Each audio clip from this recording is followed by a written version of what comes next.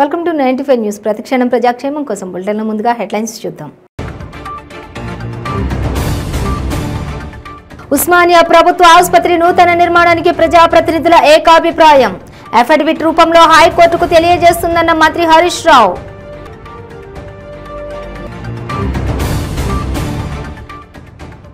విశాఖ గిరి ప్రదక్షిణ ఏర్పాట్లలో రాష్ట్ర ప్రభుత్వం విఫలమైంది. హిందువుల మనోభావాలను దెబ్బతీశారన్న టీడీపీ రాష్ట్ర ప్రధాన కార్యదర్శి మహమ్మద్ నజీర్.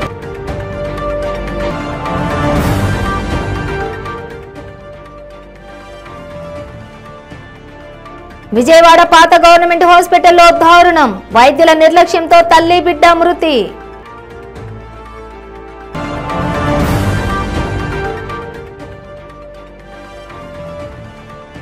పిడుగురాళ్ల మండలం గుత్తికొండ గ్రామంలో అమానుష ఘటన. చాతబడి చేశాడన్న నెపంతో వ్యక్తి సజీవ దహనం. డీటెయిల్స్ చూస్తే ఉస్మానియా ప్రభుత్వ ఆసుపత్రి నూతన నిర్మాణానికి ప్రజాప్రతినిధులు ఏకాభిప్రాయాన్ని వ్యక్తం చేశారు. ప్రజల వైద్య అవసరాల కోసం పాత భవనాలు తొలగించైనా నిర్మాణాలు చేపట్టాలని విజ్ఞప్తి చేశారు. ఈ అభిప్రాయాన్ని ప్రభుత్వం పరిశీలించి అఫిడవిట్ రూపంలో హైకోర్టుకు తెలియజేస్తుందని మంత్రి హరీష్ రావు తెలిపారు. హైకోర్టు నుండి అనుమతి రాగానే వెంటనే నూతన భవన నిర్మాణం చేపడతామని మంత్రి వెల్లడించారు. ప్రజల భవిష్యత్ అవసరాలను తీర్చేందుకు సీఎం కేసీఆర్ ఆదేశాల మేరకు ఇప్పటికే 4 టిమ్స్, నిమ్స్ విస్తరణ, సూపర్ స్పెషాలిటీ ఎంసీహెచ్ల నిర్మాణం చేపట్టిందని మంత్రి ఈ సందర్భంగా చెప్పారు. ఉస్మానియా ఆసుపత్రి నూతన భవనం నిర్మించేందుకు ప్రభుత్వం చిత్తశుద్ధితో ఉందన్నారు.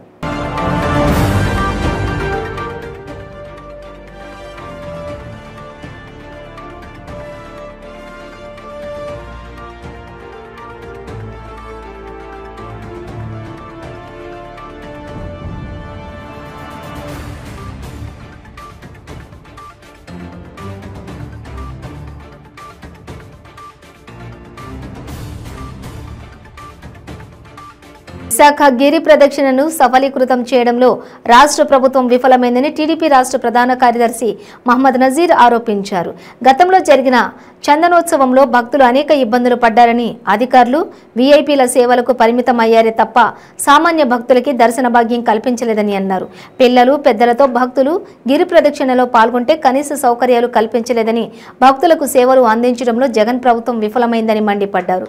అసౌకర్యంతో ఇబ్బందులు పడుతూ భక్తులు గిరి ప్రదక్షిణ పూర్తి చేశారని, వైసీపీ ప్రభుత్వం అన్ని మతాల భక్తులను ఇబ్బందులకు గురిచేస్తోందని అన్నారు. గిరి ప్రదక్షిణలో రాష్ట్ర ప్రభుత్వం హిందువుల మనోభావాలను దెబ్బతీశారని ధ్వజమెత్తారు. మీ పిల్లలు స్కూల్ ఫీజులు కడుతున్నారు, మీరు రేషన్ తెచ్చుకుని తింటున్నారు, మీ తిరిగే బండికి డీజిల్ పడుతుంది. వాళ్ళే సేవ చేసుకోకుండా దిక్కుమాల మంత్రులు మొన్న చంద్రనోత్సవం టైంలో కానీ గిరి ప్రదర్శనలో కానీ ఏడండి ఎండోమెంట్ మినిస్టర్, దేవాదాయ శాఖ మంత్రి ఎక్కడ తిరిగాడు? జిల్లా ఇన్ఛార్జ్ మంత్రి విడుదల రజని ఎక్కడ తిరిగింది? జిల్లాకు సంబంధించిన మంత్రి అమర్నాథ్ ఎక్కడ తిరిగాడు? అలాగే ఈ జిల్లాలో ఉన్న ఎమ్మెల్యేలు కానీ, మేయర్ కానీ, కార్పొరేటర్లు కానీ, జెడ్పీటీసీలు కానీ, జిల్లా పరిషత్ చైర్మన్ కానీ, బుడా చైర్మన్లు కానీ కేవలం అధికారం అనుభవిస్తూ రాక్షస ఆనందం పొందుతూ నిన్న సాక్షాత్తు వరా నరసింహస్వామి అంత పెద్ద స్వామి యొక్క భక్తుల్ని మనోభావాల్ని మీరు దెబ్బతీశారు. ఈ పాపం ఊరికనే పోదు. జగన్మోహన్ రెడ్డి నీ పతనం ప్రారంభమైంది. నువ్వు ఏ విధంగా చందనోత్సవంలో కానీ గిరి ప్రదర్శనలో కానీ మా హిందూ సోదరులకి, అక్కలకి, చెల్లెలకి, అన్నలకి, అమ్మలకి నువ్వు పెట్టిన శోభ, బాధ ప్రతి ఒక్కటి నీ ప్రభుత్వం భూస్థాపితం అవ్వడానికి రేపు నీకు ఓటు రూపంలో నీ బుద్ధి చెప్తారు. అలాగే పదే పదే ఒక ముఖ్యమైన విషయం కూడా మీ దృష్టిలో పెట్టాలి. అడవివరంలో స్వామివారి రథం ప్రారంభోత్సవప్పుడు రథం మీద స్వామివారికి ఉత్తరాంధ్ర ఇలవెల్పు, అలాగే కొన్ని కోట్ల మంది తెలుగు ప్రజలకి ఆరాధ్య దైవమైన వరాహ నరసింహస్వామి సింహాచలం దేవస్థానం వారి యొక్క ప్రాముఖ్యత ఇంత అంత కాదు. నిన్న వారి యొక్క గిరి ప్రదర్శన దాన్ని ప్రజల్ని ఆ యొక్క గిరి ప్రదర్శన చేసుకునే విధంగా సఫలీకృతం చేయటంలో ఈ రాష్ట్ర ప్రభుత్వం విఫలమైంది. ఈ మాటలు మేము ఎందుకు అంటున్నామంటే మేము నిన్నంతా చూసాం. ఒకసారి గతంలో వెళ్తే చందనోత్సవం స్వామి యొక్క నిజరూప దర్శనం యొక్క కార్యక్రమంలో చందనోత్సవంలో మీరు అందరూ చూశారు. వాళ్ళు కాదు ఇళ్ళు కాదు, ప్రజలంతా చిన్నపిల్లల కాడ నుంచి వృద్ధుల వరకు కొన్ని లక్షల మంది ఎంత ఇబ్బంది పెట్టారంటే సరైన సదుపాయం లేక పైన వచ్చిన వాళ్ళకి సరైన దర్శనం ఇవ్వకుండా లైన్లో కొన్ని గంటలు నిలబెట్టేసి వాళ్ళ యొక్క విఐపీలు, వాళ్ళ యొక్క మంత్రులు, ఎంపీలు, ఎమ్మెల్యేలు వాళ్ళు విఐపి దర్శనాలు చేసుకొని వాళ్ళు ఆనందపడ్డారు తప్ప ఉత్తరాంధ్ర ప్రజలు కానీ, ఒరిస్సా నుంచి వచ్చిన ప్రజలు కానీ, అలాగే రెండు రాష్ట్రాలకు తెలిసిన తెలుగు ప్రజలు ఎంతోమంది వచ్చి చందనోత్సవంలో కూడా ఎంత ఇబ్బంది పడ్డారో మీ అందరికి తెలుసు. మీరు అందరు పేపర్లో కూడా రాశారు.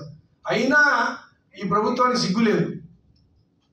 చందనోత్సవం టైంలోనే police department failed, revenue department failed, municipal శాఖ ఫెయిల్డ్, అలాగే పంచాయతీ శాఖ. అంటే ఏ శాఖలు ఎన్ని ఉన్నాయో పేరుకి అన్ని శాఖలు ఉన్నాయి, కానీ ప్రజాసేవకు ఒక శాఖ పనికిరాలా, ఒకళ్ళు కూడా జ్ఞానోదయం అవలా.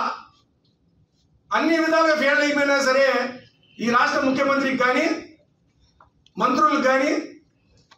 విజయవాడ పాత గవర్నమెంట్ హాస్పిటల్లో దారుణం జరిగింది. గర్భిణిని డెలివరీ నిమిత్తం ఏలూరు నుంచి విజయవాడ పాత గవర్నమెంట్ ఆసుపత్రికి తరలించారు. అయితే ఆపరేషన్ చేసి బిడ్డను బయటకు తీసే క్రమంలో బిడ్డ మృతి చెందింది. ఉదయం తల్లి కూడా మృతి చెందింది. తల్లి బిడ్డ మృతి చెందడంతో కుటుంబ సభ్యులు ఆగ్రహం వ్యక్తం చేస్తున్నారు. సరైన సమయానికి వైద్యం అందించకపోవడం వల్ల తల్లి బిడ్డ మృతి చెందారని కుటుంబ సభ్యులు ఆరోపించారు. వైద్యులపై చర్యలు తీసుకోవాలని డిమాండ్ చేశారు. మహిళా సంఘాలు అక్కడికి చేరుకుని బాధిత కుటుంబానికి మద్దతు తెలిపాయి. వైద్యులపై వెంటనే ప్రభుత్వ డాక్టర్ల నిర్లక్ష్యం కారణంగానే డాక్టర్లపై చర్యలు తీసుకోవాలి. తేజస్వి మృతికి కారణమైన తల్లి బిడ్డల చావుకు కారణమైన డాక్టర్లపై చర్యలు తీసుకోవాలి. తేజస్వి బిడ్డ చనిపోవడానికి కారణమైన డాక్టర్ల మీద చర్యలు తీసుకోవాలి. ఎవరైతే బాలింత తేజస్వి చనిపోయిందో ఆమె భర్త మనతో ఉన్నారు. ఏమైంది అసలు? ఏమైంది? ఏం లేదండి, మొత్తం నిర్లక్ష్యం. 11ంటికి తీసుకొస్తే 2:10 చేస్తున్నారు ఆపరేషన్. అవి తీసుకురా అప్పటికప్పుడు ఏమవుతాయి? ఎక్కడి నుండో వచ్చి అంబులెన్స్లో కొన్ని బళ్ళు వేసుకొచ్చాను. లేదు, ఆ రక్తకణాలు తీసుకురా, ఎల్ల రక్తకణాలు అవి కావాలి ఓపీజీ తీసుకురా లోపల పంపాను. అంటే నేను మా ఆవిడకి చెయ్యాలి కదా, నేను నా దగ్గర ఉన్న స్తోమతని చెయ్యాలి, ఎవరైనా ఫోన్ చేయాలి, అమౌంట్ ఏం కాదు. లోపలికి వెళ్ళకూడదు, నువ్వెందుకు వెళ్తావు? ఇదేం నాకే వద్దాం. ఇప్పుడు నా పిల్ల చూడండి, ఇప్పుడు 2 కేజీల పిల్ల నాకు ఇచ్చేస్తారా? వీళ్ళందరూ కలిపి నా పిల్లలు నాకు ఇచ్చేస్తారా? ఎవరు కదండి, మా ఆవిడ నాకు ఇచ్చేస్తారా? మా ఆవిడ నాకు ఇవ్వాలి. ఇప్పుడు నేనేమోనండి, నా కొడుకేం అవ్వాలి? ఇప్పుడు నేను చనిపోయాను అనుకోండి, మా అమ్మ ఏంటి 25 సంవత్సరాలు కన్నా పిల్లకే అలాగే ఇవ్వండి. 9 నెలలు మోసిన పిల్ల అండి, 9 నెలలండి మా పిల్లండి. చనిపోయి నా చేతికి ఇచ్చారండి. పొద్దున్న 1 గంటకి నా చేతికి ఇచ్చారు. ఇప్పుడు దాకా పట్టుకొని కూర్చున్నా. ఇప్పుడు దాకా ఇలాగా 2 గంటల పాటు డాక్టర్లు ఎవరు మాట్లాడలేదు, ఏం చేయలేదు. అవి తీసుకురా అంటున్నారు, నాకు సంబంధం లేదు అంటున్నారు. నీకేం కావాలంటే రేషన్ కార్డు, ఆధార్ కార్డు తీసుకురా, మీ ఆవిడ ఆధార్ కార్డు తీసుకురా, ఇవి తీసుకురా, అక్కడ ఓపీ రాపి అంటున్నారు. నాకు అమ్మ నా దగ్గర ఉన్నాయమ్మా, ఇదమ్మా అని చెప్తున్నా సరే వాళ్ళు పట్టించుకోవట్లేదు. వాళ్ళు ఏమంటున్నారంటే వీల్ చైర్ నువ్వు పైకి తోయి 2 అంతస్తులు ఎక్కి అక్కడికి వెళ్ళిన ఆపరేషన్ థియేటర్ తీసుకెళ్ళు, అక్కడికి వెళ్ళిన తర్వాత ఆమె వచ్చి కొడతా నువ్వుతా. నాకేమవుతాడు? అమ్మ లిఫ్ట్ ఉందిగా తీసుకెళ్తాడు. నా కాలు బాగుంది, అయినా సరే 2 పైలు 4 అలా తోసుకుని ఒక్కనే తీసుకెళ్ళా. నువ్వు తొయ్యి అంటుంది. ఏం నాకేమవుతుంది? అమ్మా మీరు ఒక్కరే వచ్చారా అమ్మాయితో? ఇంకెవరైనా కుటుంబ సభ్యులు? ఇక మా అత్తగారు వచ్చారండి. వాళ్ళు ఏంటంటే వాళ్ళు డెలివరీ వాళ్ళు ఉన్నారు కాబట్టి వాళ్ళు కింద ఉన్నారు. వాళ్ళు ఓపీ దగ్గర పంపించి ಕೆಂಪು ರೂಬಿ, ಮುತ್ಯಂ ಪೇರ್, పగడం కోరల్, పచ్చ యమరాల్, కనకపుష్య రాగం, ఎల్లో సఫైర్, వజ్రం డైమండ్, నీలం బ్లూ సఫైర్, గోమేధికం హెసోనైట్, వైఢూర్యం క్యాట్సైట్. రత్నాల్లో మహత్యం ఏమిటి? రత్నం పెడితే తలరాత మారుద్దా? రత్నం మారితే రంగు పడుద్దా? రత్నం మహత్యం త్వరలో మీ 95 న్యూస్ ఛానల్లో. మీ జాతకం బాగాలేదని ఇబ్బంది పడుతున్నారా? మీరు అనుకున్న పనులు జరగడం లేదా? నిత్యం సమస్యలతో సతమతమవుతున్నారా? మరి ఇంకెందుకు ఆలస్యం? మీకు జాతక రత్నాలపై నమ్మకం ఉంటే మీ జాతకం ప్రకారం జ్యోతిష్యుడు చెప్పిన సర్టిఫైడ్ నవరత్నాల కోసం వెంటనే సంప్రదించండి. సంప్రదించవలసిన address SK jewellers, Ramnagar, Hyderabad. Number 9640261234. Welcome back to 95 news. తన అన్నను చేతబడి చేసి చంపారనే అనుమానంతో స్నేహితుడు నరసింహారావును యూసుఫ్ అనే వ్యక్తి సజీవ దహనం చేశాడు. పిడుగురాళ్ల మండలం గుత్తికొండ గ్రామంలో ఈ ఘటన జరిగింది. ఉదాంతం ఆలస్యంగా వెలుగులోకి వచ్చింది. తన అన్నను చేతబడి చేసి చంపారనే అనుమానంతో స్నేహితుడు నరసింహారావును యూసుఫ్ అనే వ్యక్తి సజీవ దహనం చేశాడు. పిడుగురాళ్ల మండలం గుత్తికొండ గ్రామంలో ఈ ఘటన జరిగింది. ఈ ఘటన ఉదాంతం ఆలస్యంగా వెలుగులోకి వచ్చింది. యూసుఫ్ మరో స్నేహితుడు నరసింహరావును కలిసి మద్యం సేవిద్దామని చెప్పి గుత్తికొండ అటవీ ప్రాంతంలోకి తీసుకుని వెళ్లి మద్యం సేవించి అనంతరం నరసింహారావుపై నిందితులు పెట్రోల్ పోసి సజీవ దహనం చేశారు. యూసుఫ్ అన్నను 6 నెలల క్రితం నరసింహ కుటుంబం చేతబడి చేసి చంపారన్న అనుమానంతోనే ఈ ఘటనకు పాల్పడి ఉండొచ్చని గ్రామస్తులు అనుమానం వ్యక్తం చేస్తున్నారు. वीडियो कॉल कर पढ़न दिखा दे लाउड स्पीकर कर छे दमी कोटकला ये छे मामा ये दम नी दर्द आ रही 20 निमिषाल के ऐसे बुड़ा रे छे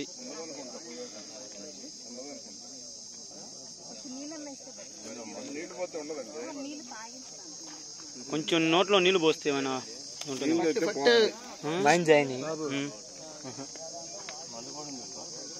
ఏ ఒకటి అయిపోయింది, అది ఒకటి కాళ్ళు అయింది, ఒకటి ఆడ సగం పెట్టారు.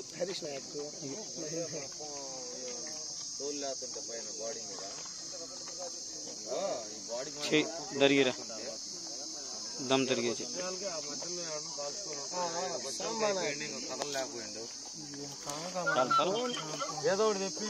హలో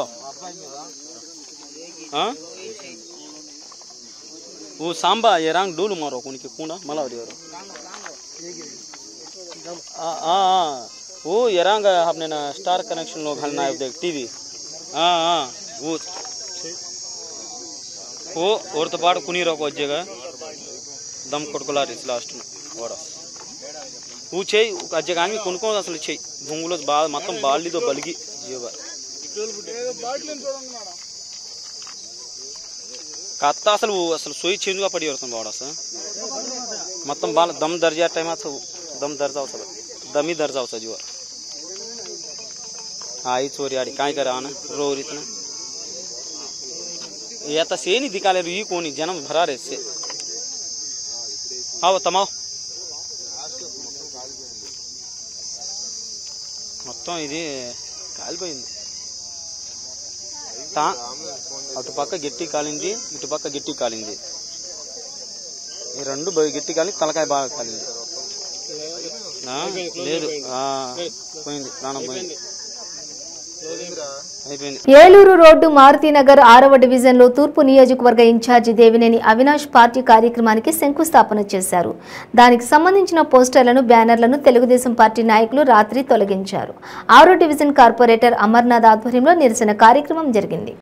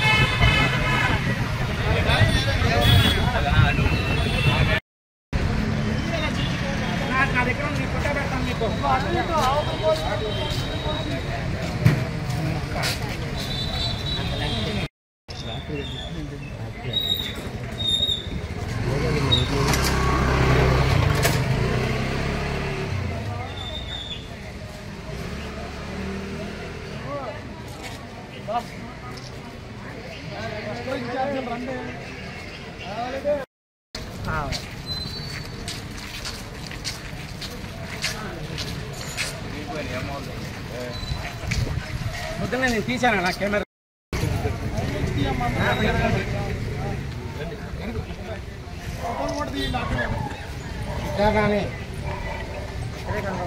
స్లోగన్ సి మంచిదా అన్న స్లోగన్ సి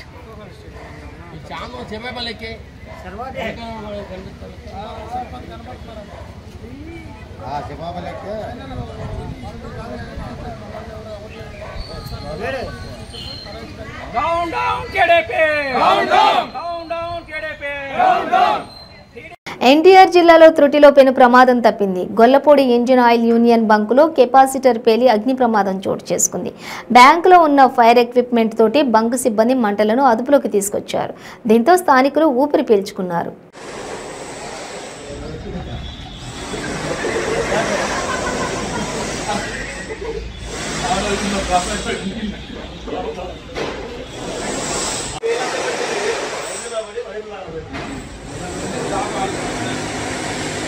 కాకినాడ జిల్లాను గంజాయి రహిత జిల్లాగా మార్చడమే లక్ష్యమని జిల్లా ఎస్పీ సతీష్ కుమార్ అన్నారు. జిల్లా ఎస్పీ కార్యాలయంలో జరిగిన విలేకరుల సమావేశంలో ఆయన మాట్లాడారు. మాదక ద్రవ్యాల రవాణా, స్మగ్లర్లను గుర్తించడం జరుగుతుందని అన్నారు.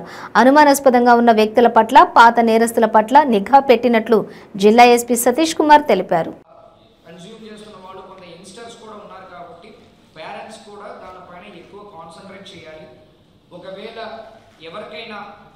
ఒకవేళ గంజా కానీ డ్రగ్స్ కానీ మీ దృష్టికి వచ్చిందని అనుకోండి, 100 ఉంది, ఎనీ టైం 100కి కాల్ చేయొచ్చు.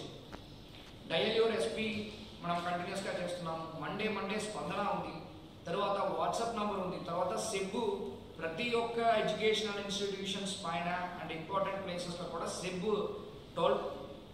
టోల్ ఫ్రీ నెంబర్ కూడా ఉంది అన్ని చోట్ల. సో మీరు ఇన్ఫర్మేషన్ని షేర్ చేయడానికి ఫోరమ్స్ చాలా ఉన్నాయి యాక్చువల్లీ. అంటే అక్కడ ఉంది, ఇక్కడ ఉంది అని చెప్పి జనరల్గా చెప్పకుండా ఇది మన కాకినాడ, దాన్ని శుభ్రంగా పెట్టుకోవాల్సిన బాధ్యత అందరికీ ఉంది. ఇక్కడ బ్లేమ్ గేమ్ అనేది కాదు. సో మీరు కొంత మన వైపు ఎవరికి ఇన్ఫర్మేషన్ ఉందో వాళ్ళు కూడా మనకి కొంత షేర్ చేయగలిగారంటే అది 100% దాంట్లో మీరు ఎవరు ఇస్తున్నారా ఇన్ఫర్మేషన్ దాన్ని 100% సీక్రెట్గా పెట్టుకుంటాము ఒకటి.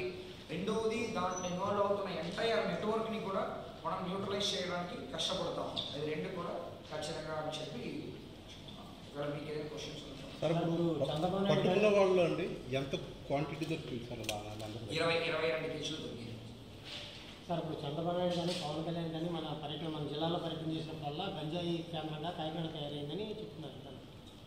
అందుకే 6 నుంచి మనకు బార్డర్ కాబట్టి రహదారి వేరు ఏమీ లేదు కాబట్టి మన ద్వారా ట్రాన్స్పోర్ట్ అనేది సమ్ టైమ్స్ జరుగుతుంటుంది అన్నమాట.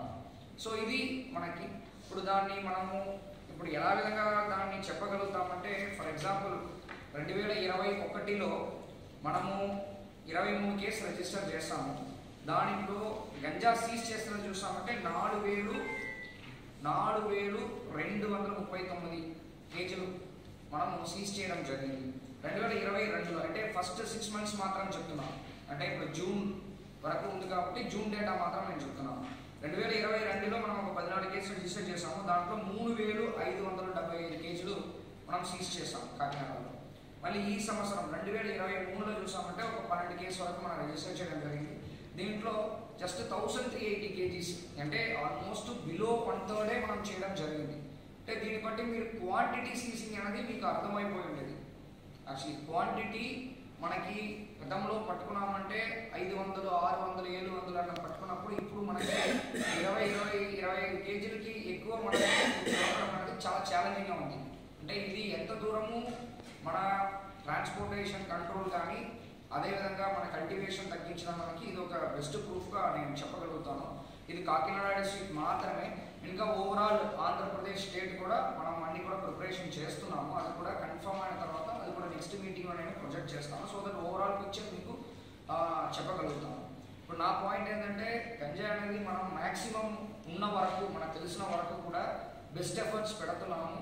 ఏమి చిన్న ఒక క్లూ దొరికినా దానిని చివరి వరకు ఎంటైర్ లింక్ని చివరి వరకు దాన్ని న్యూట్రలైజ్ చేయడంలో ఈ పర్టికులర్ కేసులో కూడా చూసామంటే మనకి CI Sarpavaram, CI 3 town, CI 1 town, additional SP SEB సిబ్బందులు అందరూ కలిసి దీన్ని నిన్న మార్నింగ్ నుంచి 1.5 డేస్లో ఉన్న వాళ్ళందరూ కూడా ఎంటైర్ లింక్ని కూడా ఎక్సెప్ట్ ఒక 2 మెంబర్స్ని న్యూట్రలైజ్ చేయడం జరిగింది. ఇది ప్రతి ఒక్క కేసు కూడా ఇలాగనే జరుగుతుంది.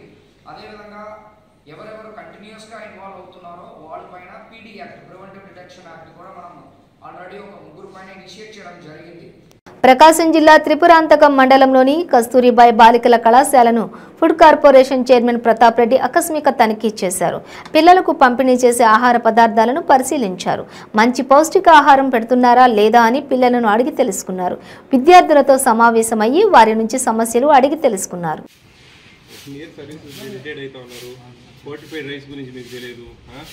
దేశమంతా తెలుసు, మీకే తెలియదు. ఏడా యూట్యూబ్లో కొట్టి చూసినా వాట్ ఈస్ ఫోర్టిఫైడ్ రైస్ అంటే మీకు అన్నీ తెలుస్తాయి. గూగుల్లో సెర్చ్ చేసినా వస్తాయి. మా వీడియోస్ చూసినా తెలుస్తుంది. వాడళ్ళకి ఇంతగానో మేము చెప్తా ఉంటే మీకు ఇంకా ఏందో అంటారు సార్, ఏమో అంటారు సార్ అంటే బీ కేర్ఫుల్ అండి.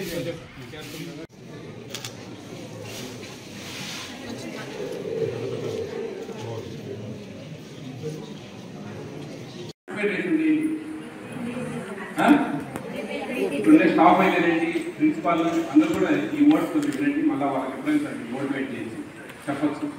వీడియోస్ చూడండి, ఇలా పిల్లల్ని ఎక్స్ప్లెయిన్ చేయాలి.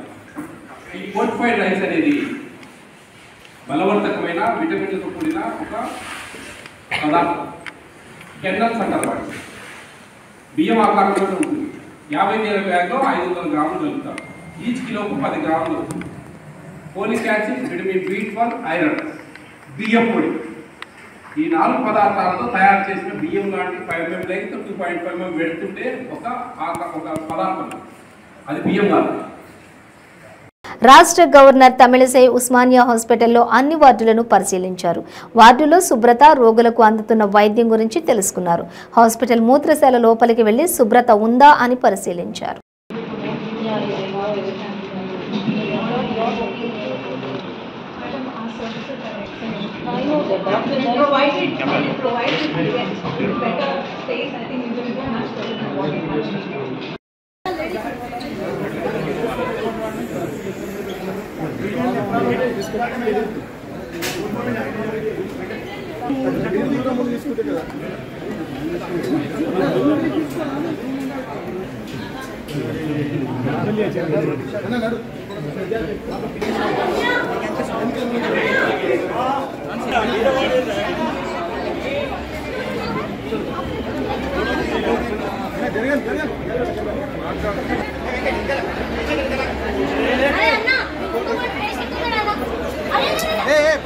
పేషెంట్ ఉన్నాడు. Cell phone down. బులెటిన్ ముగించే ముందు హెడ్లైన్స్ మరోసారి. ఉస్మానియా ప్రభుత్వ ఆసుపత్రి నూతన నిర్మాణానికి ప్రజాప్రతినిధుల ఏకాభిప్రాయం. అఫిడవిట్ రూపంలో హైకోర్టుకు తెలియజేస్తుందన్న మంత్రి హరీష్ రావు.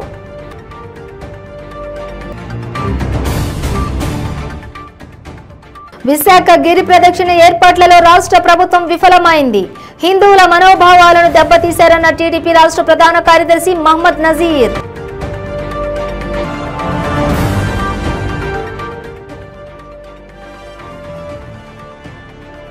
విజయవాడ పాత గవర్నమెంట్ హాస్పిటల్లో దారుణం. వైద్యుల నిర్లక్ష్యంతో తల్లి బిడ్డ మృతి.